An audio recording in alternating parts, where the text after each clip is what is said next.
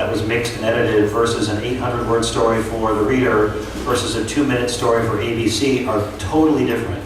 So if you can somehow get experience, whether it's through internships or whatever, to experience those types of, to write like that, to get into that mode, to put that hat on is important, I think, makes you so valuable. But also multitasking. One thing we haven't talked about is, when I first started out in the business in 1990, I was a one-man band. And the goal was to get to a big station in a big market so I could just worry about the reporting.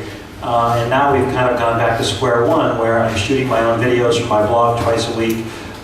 In some cases, if I'm out of town for ABC, we now have a contract that allows people on camera to shoot their own video. So it's going back to the beginning, and so you can no longer just say you are a writer.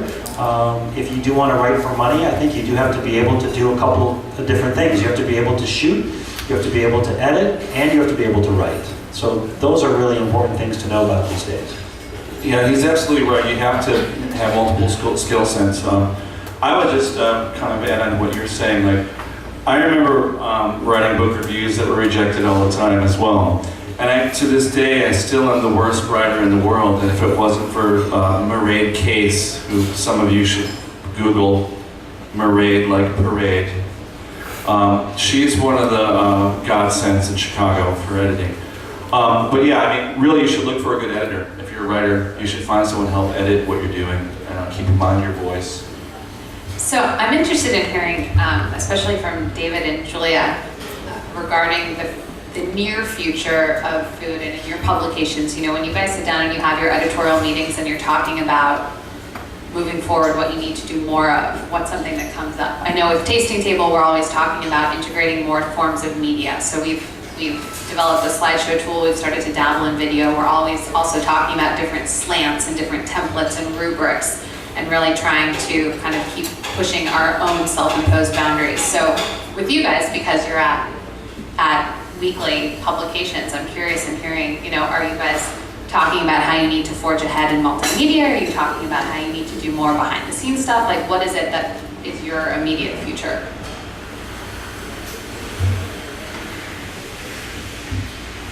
I don't know if they're going to tell each other. Yeah, I know. I was thinking that. You go first.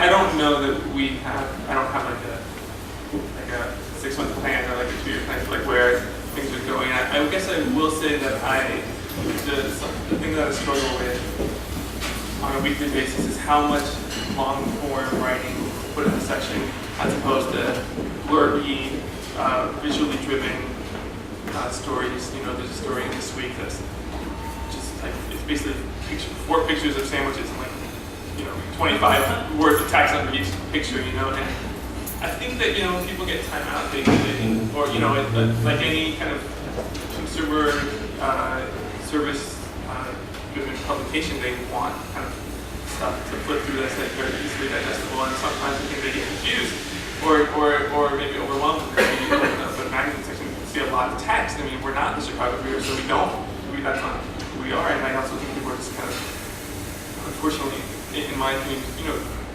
less driven to read that much text and to skip over a story that's more than 500 words long. So that, as an editor, is something I struggle with a lot, because I would love to find more of that, more words, but I'm also really trying to do something that the readers want, and I think that they want to know about summer sandwiches. You're trying to hit that sweet spot between what you want to forgive them and what you think people want. Yeah, and brunch. We're going to do a lot of brunch stuff. We love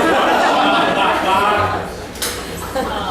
I think for the reader, the future, I think it's online because it has to be. We keep losing space in print. I mean, it's not just the food section. The print edition just gets smaller and smaller. And a couple of years ago, we launched this big new food section, and we had a lot of stuff that was really great, and it just has sort of slowly disappeared because we haven't had enough space to run it.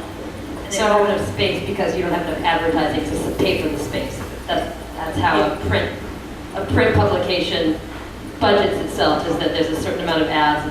it creates a certain amount of editorial space, just to make that clear. Thanks for. Or you have a billionaire who likes food, who owns a magazine. Or that. I'm in Chicago, I mean, really. I like that model. So like, I've asked, can you please reduce the number of pages in my section? Billionaire Joe loves it. And I love Joe Mansueto. I just want to go on the record. Like, there's a woman here recording me, and I just say, I love Joe Mansueto. Thank you for my job, Joe. But don't you think we're going to get to that point pretty soon where we have to have benefactors like a Medici to support? If they really want long-form journalism, we need to have somebody who's going to write a check. I think that different outlets are trying that in different areas. You know, Chicago News Blog tried that, and they folded.